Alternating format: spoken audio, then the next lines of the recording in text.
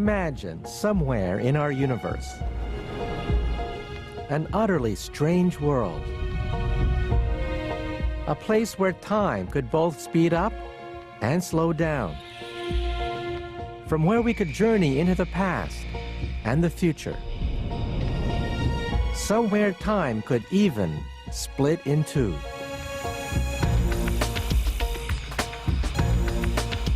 Incredibly, this is no alien world. It's our world, and it's all around us. Now, for the first time, science is enabling us to see what for thousands of years has remained hidden: the true nature of time.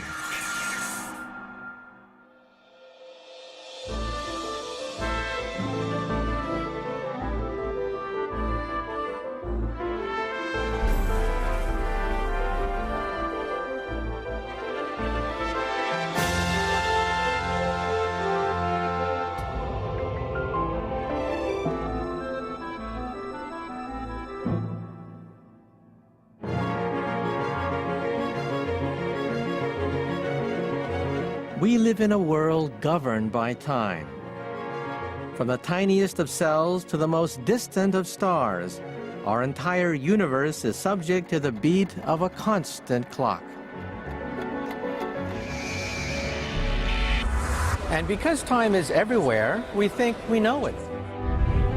We know that it's regular and it moves in one direction.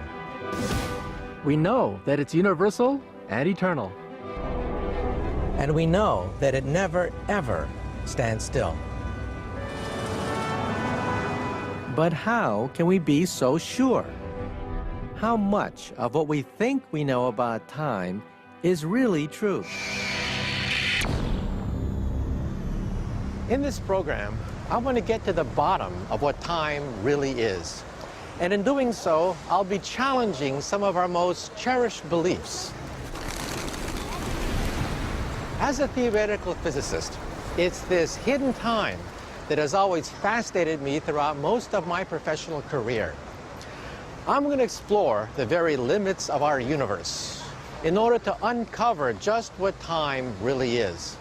And in the process, I'll be revealing an astonishing secret, nothing less than our ultimate destiny, the future of the universe, and the fate of time itself.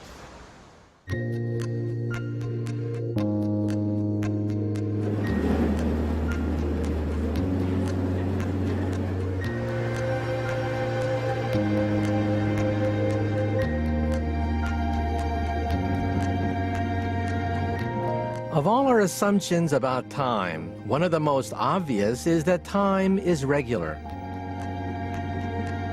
That a minute will always be a minute. For everyone, everywhere. Here in the Swiss Alps, I'm searching for something that challenges this assumption. Something that, if time was as regular as we think it is, shouldn't exist at all.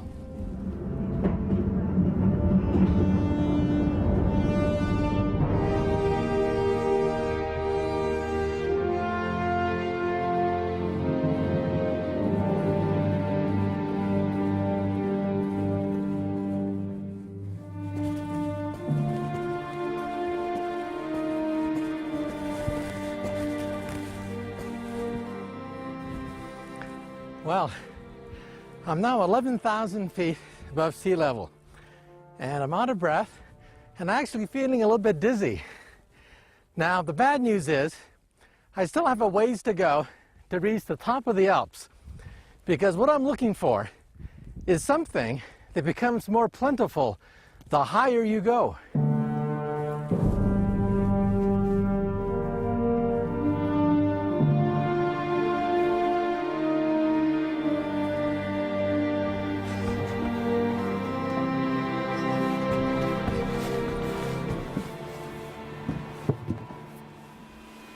And this is what I've come to see. It's a particle counter, telling me that the air around me is full of tiny particles called muons that come from all the way out there.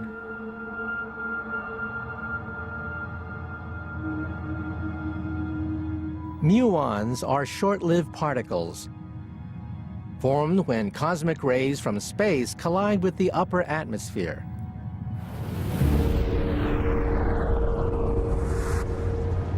But the big mystery is how they come to be down here on Earth. Because, with a lifespan of just 2/millionths of a second, muons should only live long enough to travel a few hundred meters. And yet, here they are, after a journey of several miles, something that shouldn't be possible. So what exactly is going on? The answer to this mystery, the reason why muons can reach us at all, is so extraordinary that from the moment it was first proposed, it literally rewrote the rule book of time.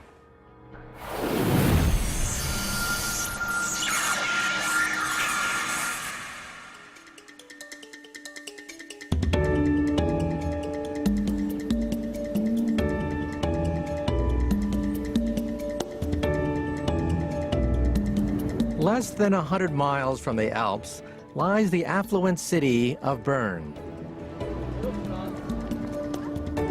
In the early 1900s, this was home to a young German physicist who would change the way we looked at time forever. His name was Albert Einstein, and he's been my hero for the past 50 years. Shortly after arriving in Bern, Einstein was offered a job. This building was once the Office of Intellectual Property. It was here that Einstein spent 7 years as a patent clerk, assessing the technical merits of inventions ranging from refrigerators to radios.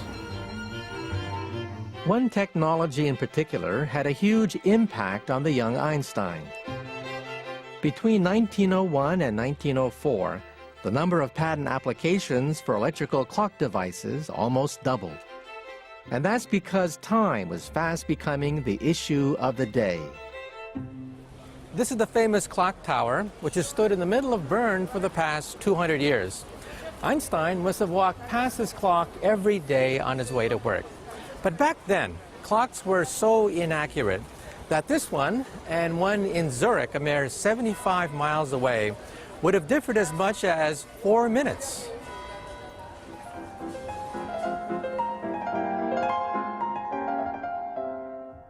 With the growth of Europe's railways, such time discrepancies were becoming not just inconvenient, but also dangerous. Borne out by a steep rise in the number of serious train crashes. All of a sudden, time was on everyone's lips. But for Einstein, this new world of trains and clocks was more than just a talking point. It was an inspiration.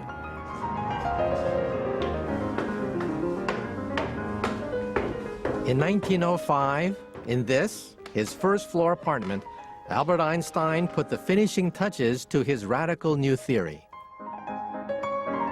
special relativity.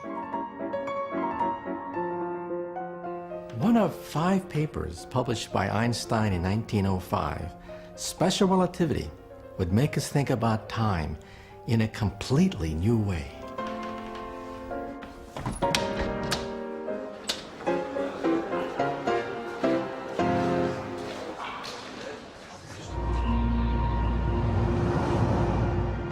Einstein's astonishing claim was that time was not regular at all. It could beat at different rates. Time changes, depending on relative speed.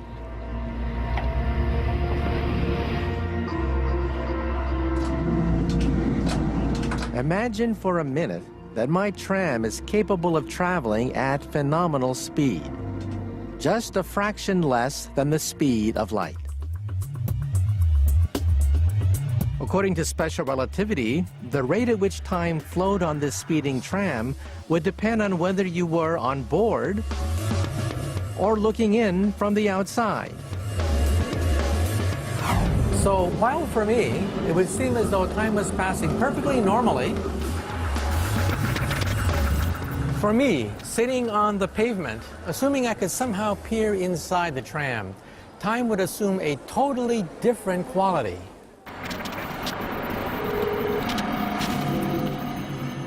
Looking in from the outside, I'd sense that time on board the tram was passing much more slowly.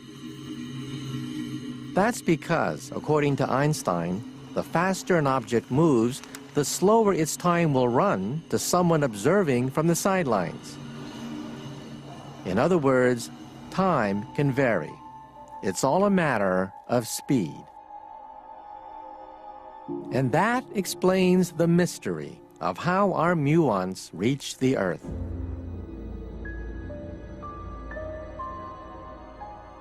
Because muons travel near the speed of light, relative to the Earth, their clocks have slowed down. So much so that they exist long enough to reach the Earth and be detected. Time for our muons has stretched. It beats very differently to the way it does for us.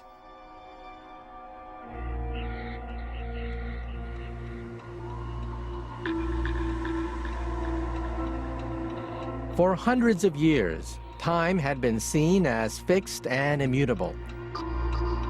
None other than the grandfather of modern science, Sir Isaac Newton, had pronounced that time exists in and of itself, without reference to anything external.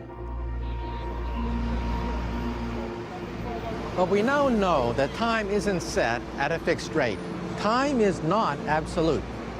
Now, the effects of special relativity are so small that they have no impact on our daily lives. But the fact that they are there at all has changed everything. Because if time is relative, if time is flexible, then our belief in the immutability of time is wrong. And if we can be wrong about something as basic and as fundamental as this, then in what other ways might we be mistaken?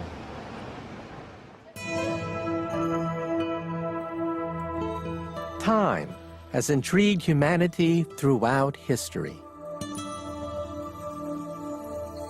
More than 1,500 years ago, a former heretic turned Christian bishop wrote a treatise on time that's as provocative today as when it was first written. What we have here is the first English translation of Augustine's Confessions. Augustine was a 4th century philosopher and theologian, and the Confessions is his autobiography. But besides relating incidents in his life, it also contains some fascinating reflections on the nature of time. And he starts with a very commonplace reflection, that time consists of time past, time present, and time future. But, says Augustine, the future does not yet exist, the past no longer exists, and the present takes up no time at all. So how then can time exist?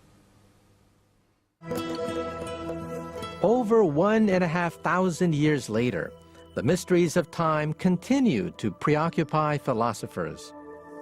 But there's one thing most of them are in agreement about. Time is very paradoxical. It involves notions of eternity, of infinity, of beginnings and endings. All these are extremely difficult notions to grasp. But that doesn't mean to say that we have to banish temporal order. It seems to me that we can still make sense of time as being an ordered dimension of events. Even philosophers accept that time is predictable and ordered, that things can only be in one place at one time.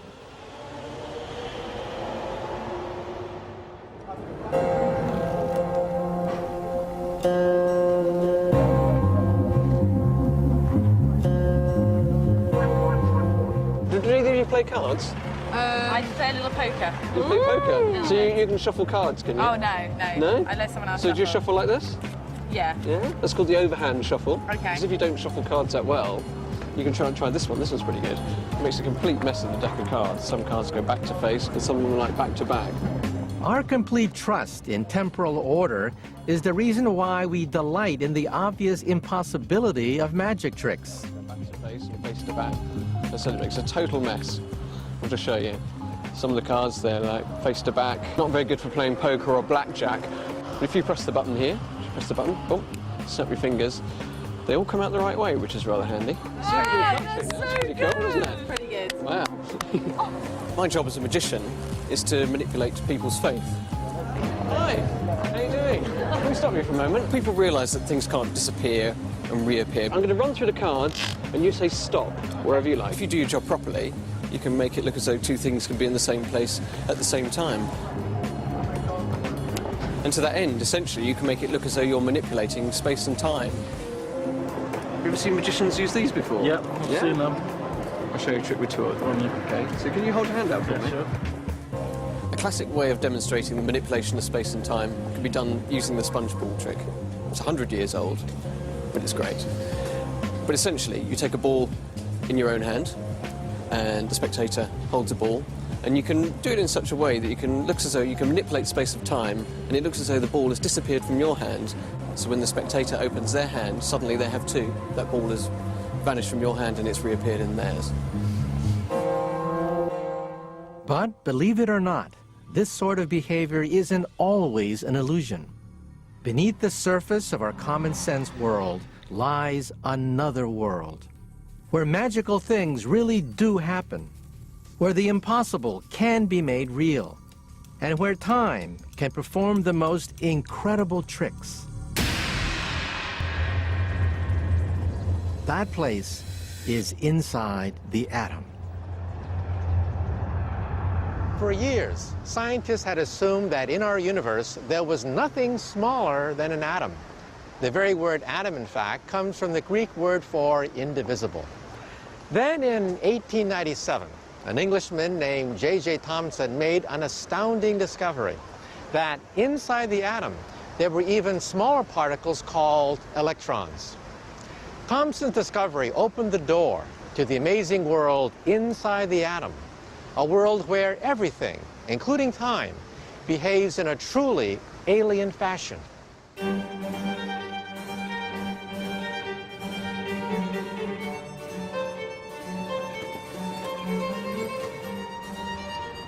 Physicist Ian Walmsley has been studying this microscopic world for almost 30 years.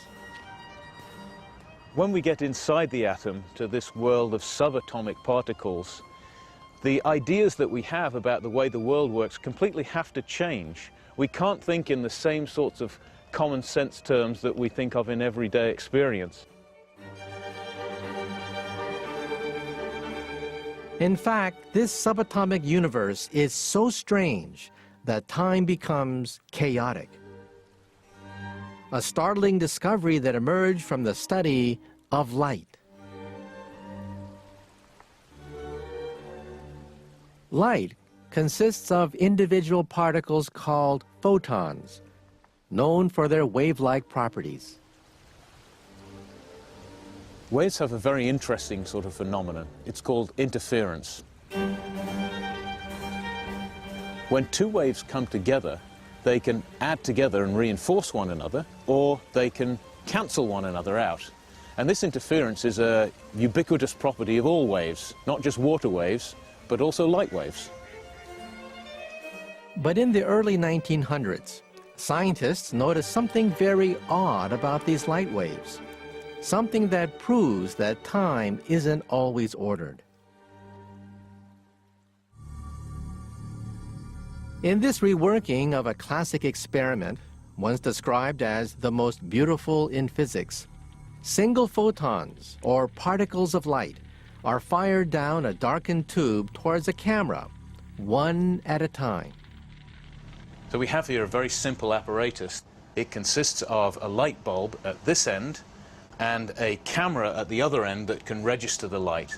And in between, the light encounters a pair of slits etched onto this piece of glass, through which the photons can pass on their way from the source to the camera.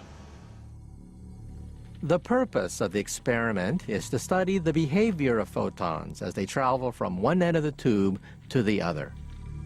To begin with, the individual photons are sent through just one of the slits. Each of these dots arriving represents a single photon. So most of them are coming along this point.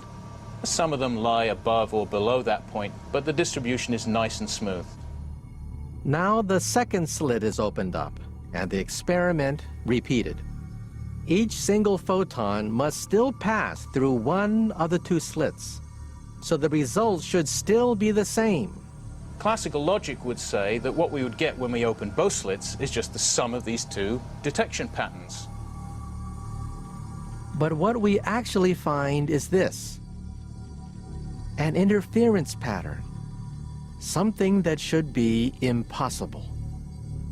What that implies is that the single photon is somehow going through both slits at the same time. It's not making a choice as to go through one or the other, but is going through both simultaneously.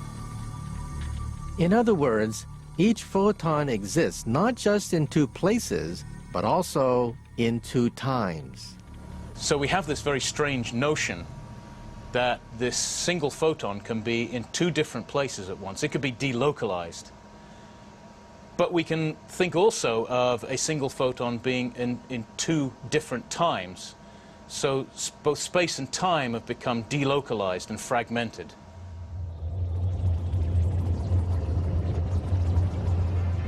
On the surface, we feel time is ordered, but that belies a different reality. We are totally unaware of the chaos and unpredictability that lies deep within the atom. Not surprisingly, our understanding of time comes from our everyday experience. And it's for this reason that we cling to yet another of our assumptions about time, that it never stands still. In fact, one thing that sets us apart as humans is the knowledge that time waits for no man.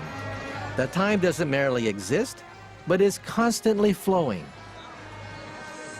But one discovery proved that this isn't always the case.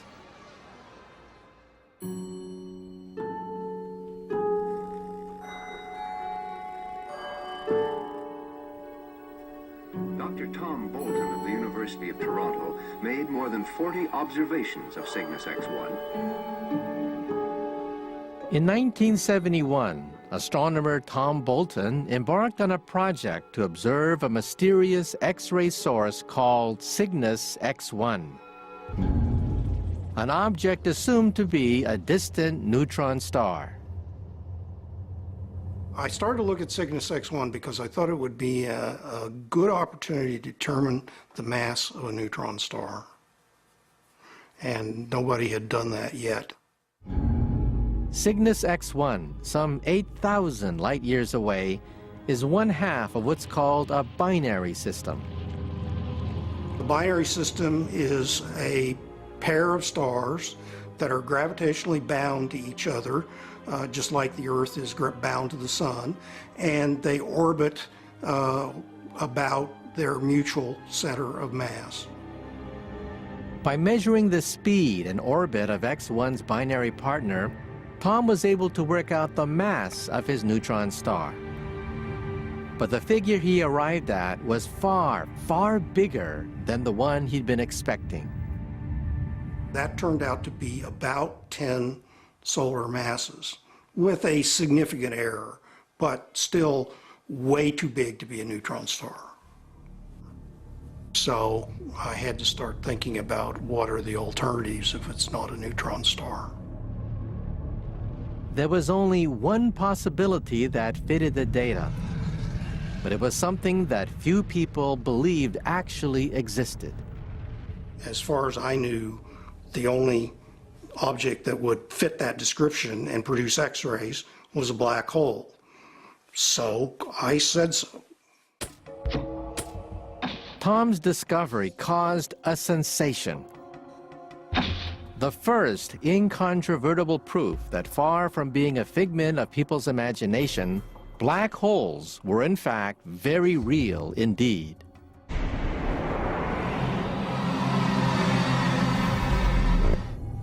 Since their discovery 25 years ago, we now know that the universe is teeming with them.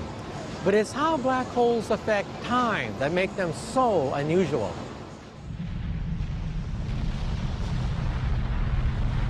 Black holes are so massive that their gravitational pull approaches infinity.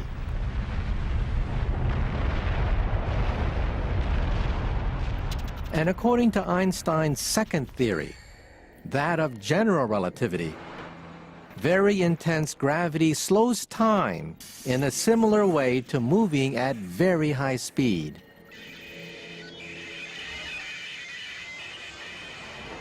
So if you were to watch someone fall into a black hole, you'd notice that their time was beginning to slow down. So much so that at the very center, where the gravitational pull is infinite, time would stop altogether. Time would cease to exist.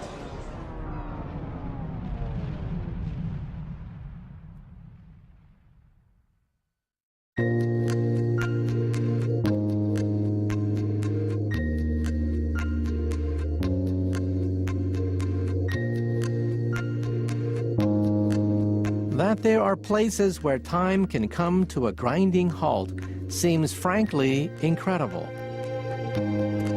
But that's only because we live in such a uniform corner of the galaxy.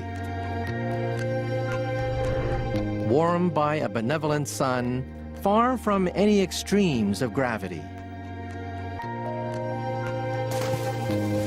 Beyond our everyday environment, time is very different. Not only is it irregular, it's also chaotic. It can even stand still. But for all its vagaries, there's one thing that time never seems to do, and that's turn back on itself.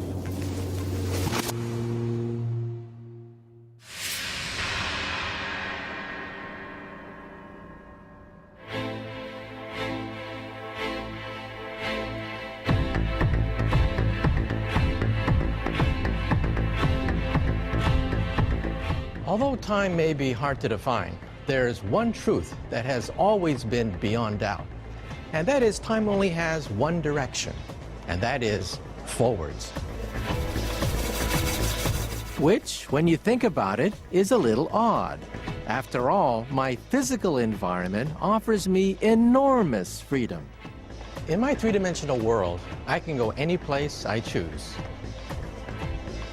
But with time, my freedom to move about is confined to one direction. Of course, in our imagination, it's a completely different story.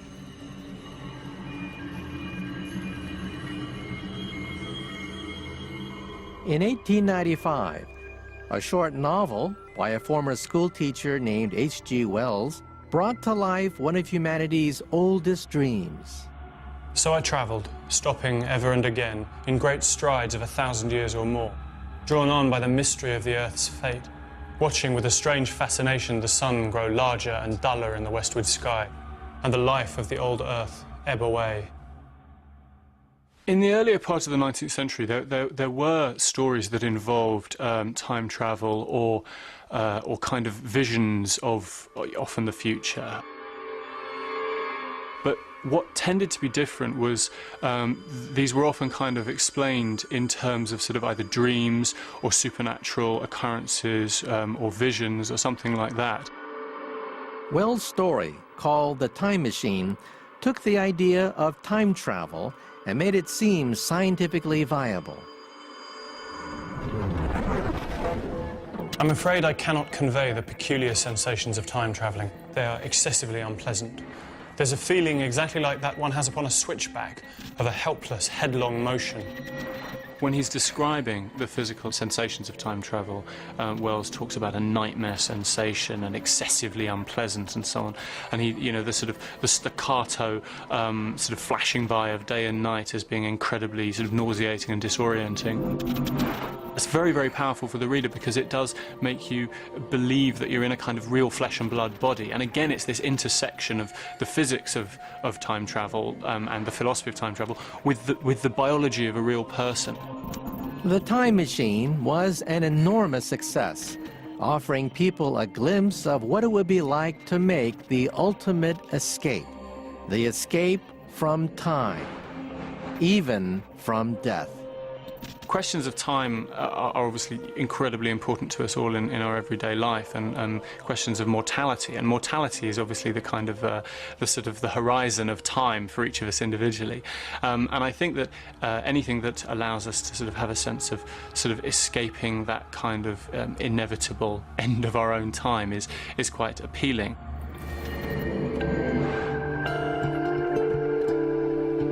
But now, after years of being treated as science fiction, it seems that time travel could be science fact.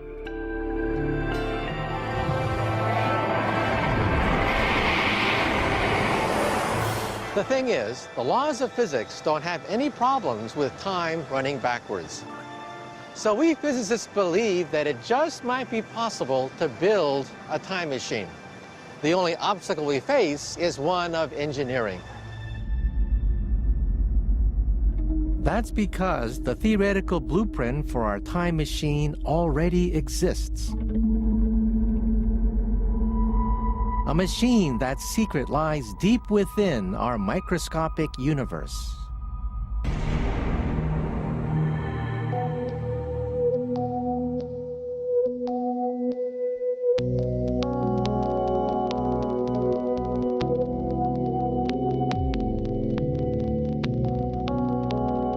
At the tiniest subatomic level, the fabric of space and time becomes so unstable that it starts to behave like a foam, its surface alive with tiny bubbles momentarily popping in and out of existence.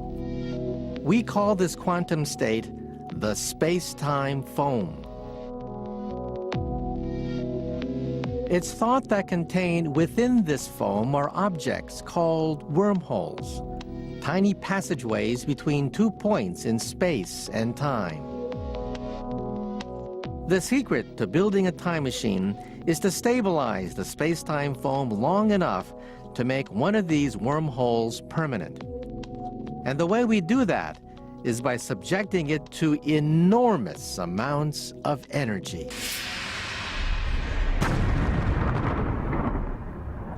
I'm standing 100 meters above what will be, when it's finished, the world's most powerful particle accelerator.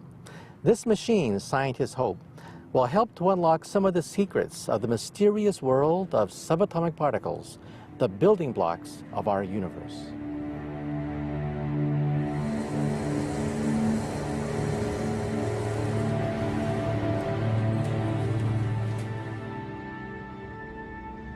This tunnel is 27 kilometers in circumference, and it houses the accelerator. Inside this chamber, 2 beams of subatomic particles will be traveling in opposite directions, boosted to near the speed of light.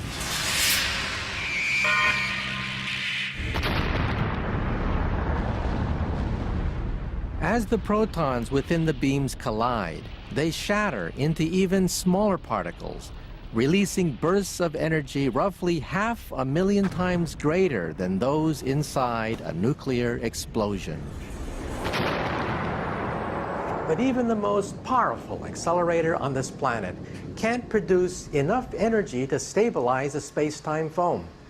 To do that, our particles would have to be moving even faster, and that would require an accelerator of truly enormous proportions.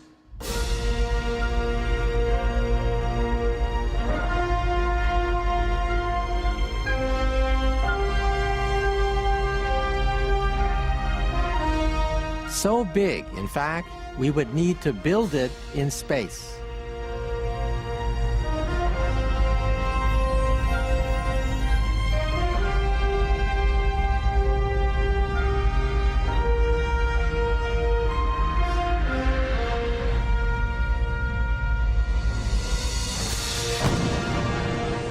Now, we know that if you smash particles together at extremely high velocities, eventually you create something called a quark-gluon plasma. An extremely hot, high-energy cauldron of matter with a temperature exceeding 10 trillion degrees. By adding even more energy, blasting the plasma with lasers, we can finally stabilize space-time foam. long enough to pluck out a minuscule wormhole. The next task is to enlarge it, and even that is scientifically possible. In 1948, a Dutch physicist named Hendrik Casimir introduced us to a mysterious new force called negative energy, complete with anti-gravitational properties. So far, we can only create minute quantities of this in the laboratory. But one day, if we can create enough negative energy, we might be able to increase the size of a wormhole. And this is how we think our wormhole would look. Each end a sphere, held in place by an electric field, invisibly connecting 2 points in space and time. By subjecting one end of the wormhole to a huge gravitational field, we could bring its clock almost to a stop. This turns our wormhole into a time machine. Both ends existing in the same place, but at different times. Our ability to build such a machine is still some way off. But just knowing that time travel is possible is enough to turn yet another of our assumptions on its head.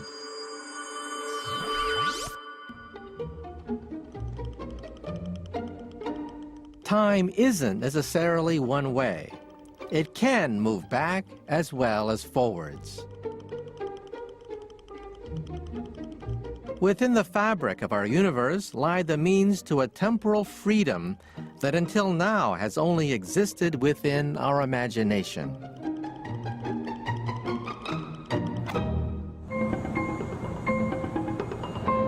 So what would we make of the chance to cruise through space and time? To visit the past, perhaps even to change it. I have here 2 tickets to take you back in time. Would I take a journey back in time? Most definitely. You could change an incident in your past. Would you go back and do it? I think the Titanic. I'd probably go back to my teen years.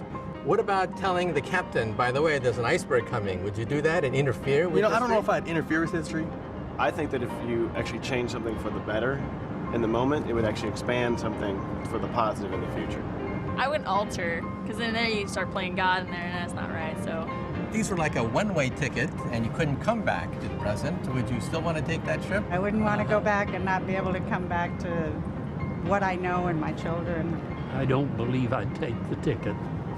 I think the present's pretty good. Living with the past fixed and the future unknown makes us feel secure in time. Change that, and you change everything. So far, we've seen how time, which appears to be so regular, can in fact be quite flexible. We've seen how time can behave in such unpredictable ways. And as we understand more about time, it's even becoming possible to solve perhaps the greatest mystery of them all: whether time is eternal. Over the last 100 years, it's become increasingly clear that our universe, and hence time itself, had a beginning. But that raises another question. If time had a beginning, will it also have an end?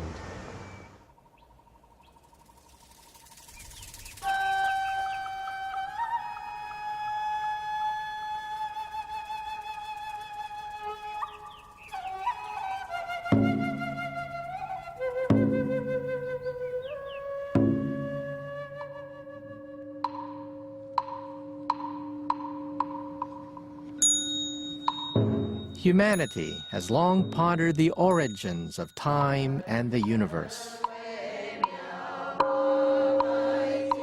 Almost every religion that has ever existed has had its own creation myth. When I was a child, I remember being so confused about how we got here.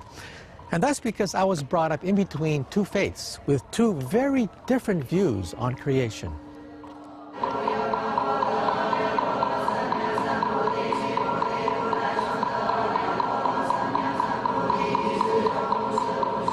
On the one hand, there was Christianity. At Sunday school, I learned all the Old Testament stories. Among them, the book of Genesis, describing how the universe came into being in a single moment of divine creation. On the other hand, my parents were both Buddhists.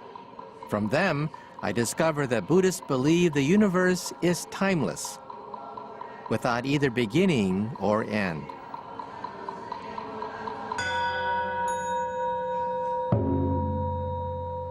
For some time, I continued to struggle with these two seemingly incompatible doctrines. Either the universe had a beginning or it didn't. Either time is eternal or it isn't.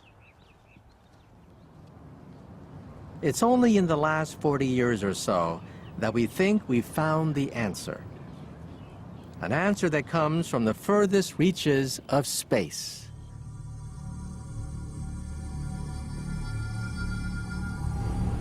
The amazing thing about looking up into the night sky is that it's like gazing at a cosmic map of the past. Every planet, every star is like a snapshot taken when their light first left them. The further the star, the more ancient its origins. But for centuries, the limits of the universe were a total mystery, until one man peered further into the heavens than ever before. In doing so, he gave us a better understanding not just of our universe, but of time as well.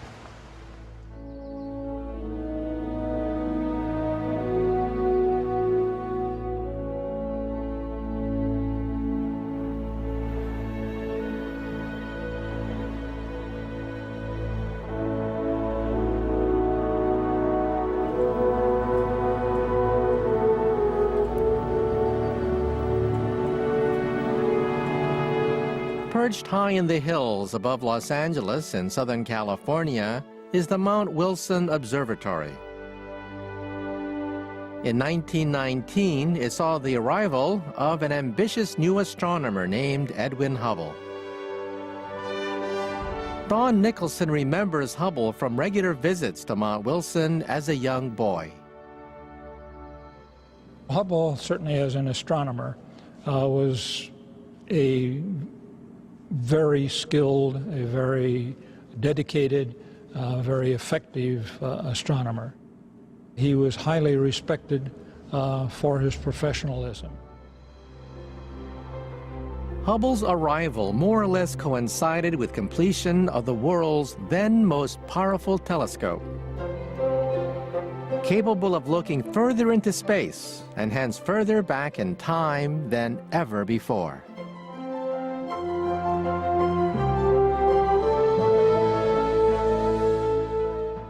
Most astronomers felt that our galaxy was the universe, and for many, that even that the solar system was at the center of that universe.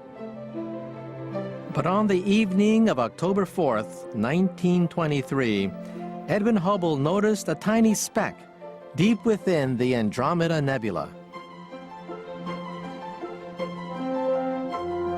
Before that time, there was no telescope in the world, for example, that could resolve individual stars in these spiral nebula. And so there was belief that they were simply gaseous objects in our own galaxy.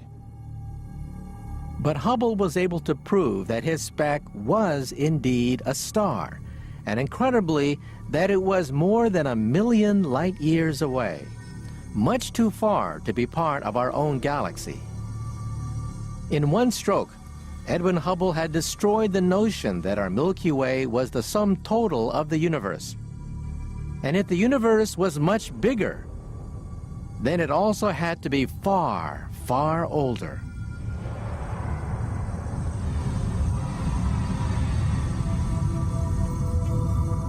But how much older was still a mystery.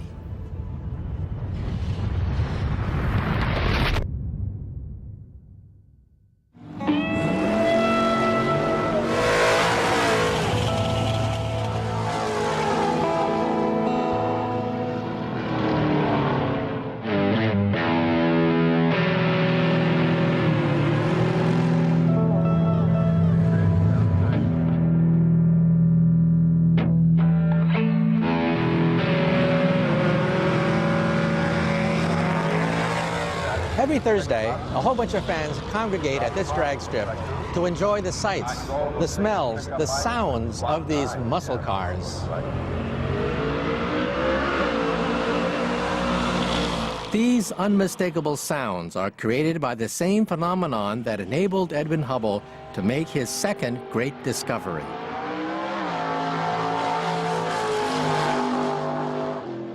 The sound of a car will always depend on the direction it's traveling. A car moving towards me sounds high-pitched. But a car moving away from me sounds lower-pitched. This shift in pitch, known as the Doppler effect, is due to the fact that at the front of a moving car, sound waves are compressed, while at the back, they're stretched out.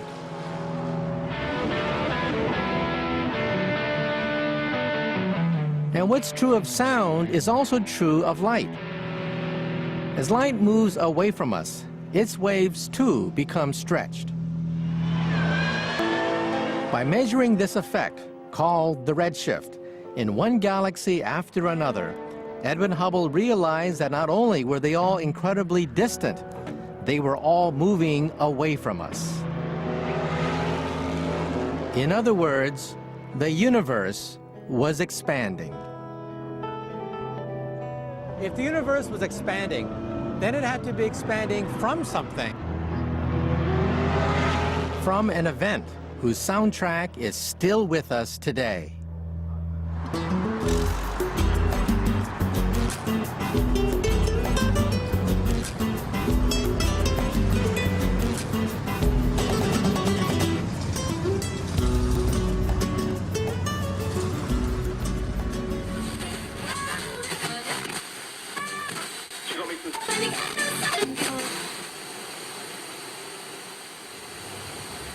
What I'm listening to now are some of the sweetest sounds ever, the sounds of creation.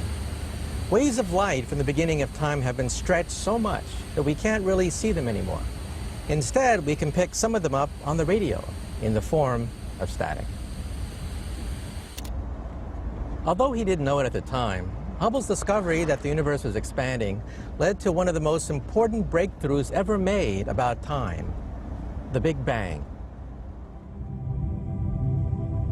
Once, there was nothing, not even time. But 13.7 billion years ago, it seems that this nothing became everything. When a tiny dot of infinite density spontaneously expanded at a phenomenal rate, giving birth to the universe and everything within it, including time. But if time had a beginning, does that also mean that time will have an end?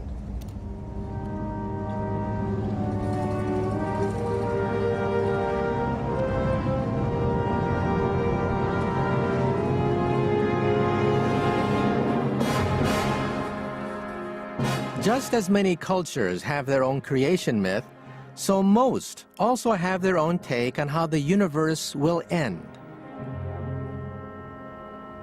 In the 11th century, the ancient Norse myth of Ragnarok predicted that the universe, and time along with it, would end in a desperate battle between the forces of good and evil.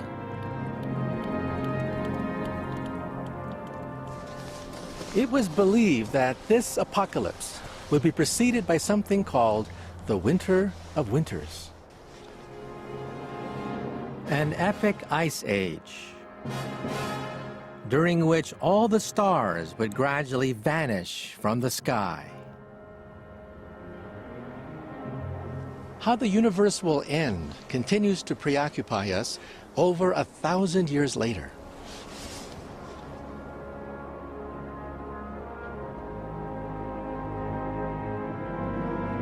In 1988, physicist Saul Perlmutter joined this quest to discover the fate of the cosmos.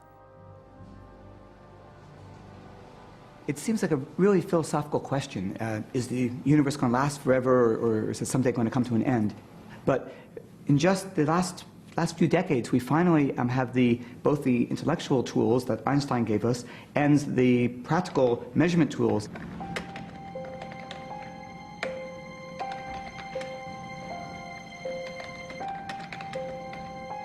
Saul believed that the destiny of our universe was linked to the rate at which it was expanding.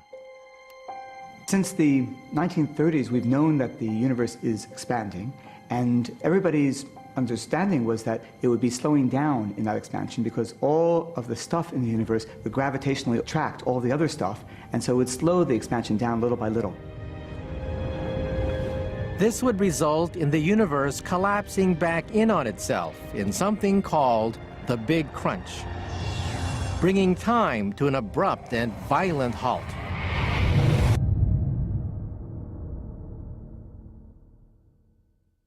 Are there any decisions coming up? Are there any other ones that we're actually going to have to decide something about? To discover just when the universe and time would end, Saul and his team began to hunt for extremely rare objects known as supernovae, the aftermath of exploded stars. There are two things you need to know about a given supernova once you've discovered one. First, its peak brightness. That tells you how far away it is and hence how far back in time the explosion occurred. The other thing is you want to look at its color through its spectrum.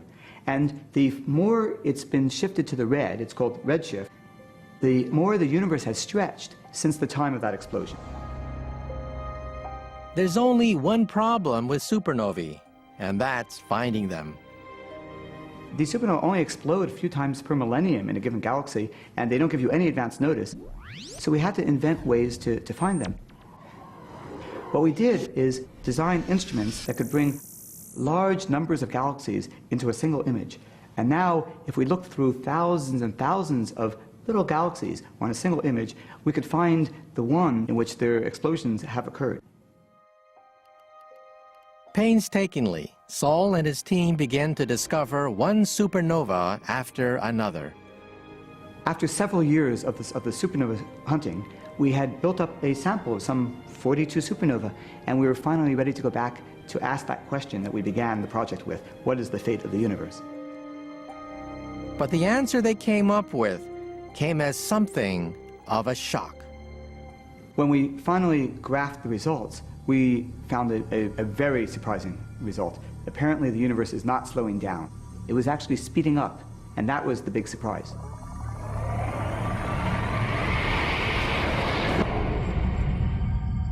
In other words, the universe wasn't headed for a big crunch at all. So what will its fate be? Saul's discovery has helped scientists to map out how time and the universe will evolve. An incredible space epic separated into 5 long ages. The first of these was the primordial age, starting with the Big Bang and the birth of time. Lasting only 350,000 years, that's long gone. We're now 13.7 billion years into the second age, and it's only just beginning. We live in something called the Stelliferous Era, an epoch that has brought us not just the stars and the planets, but also every speck of matter in the universe. One day, 100 million years from now, a mere finger click in the life of the universe, this golden age will come to an end. In its place will come the degenerate age, when the last stars burn out and die, when the planets fall from their orbits, and in the darkness of space, matter begins to decay.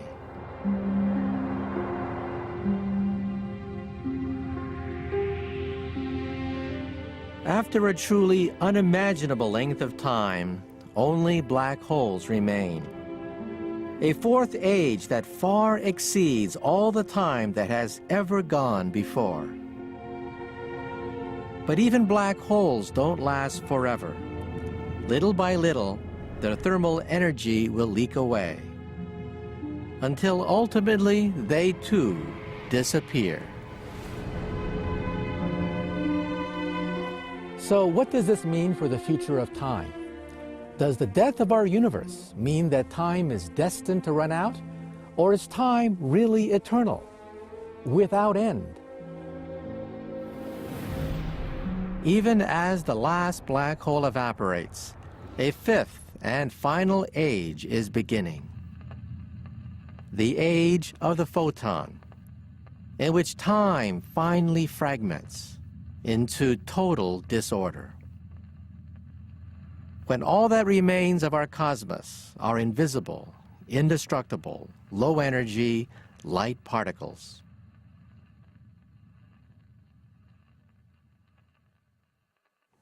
For Saul Perlmutter, this cold chaos represents the ultimate destiny for time. This particular picture of the future of the universe, and we don't know if this will be the final answer, would have time lasting forever. There will be no end to the universe in this particular scenario.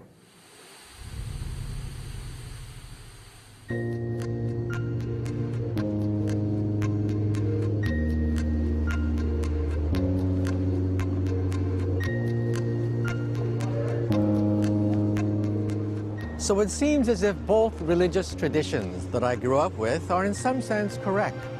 Time is eternal, as the Buddhists believe. But time also came into being at a precise moment, and that fits well with the story of Genesis.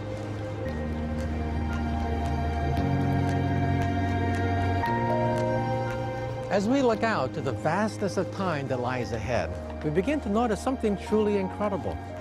As we move from one age of the universe to the next, we see that the nature of time itself begins to change.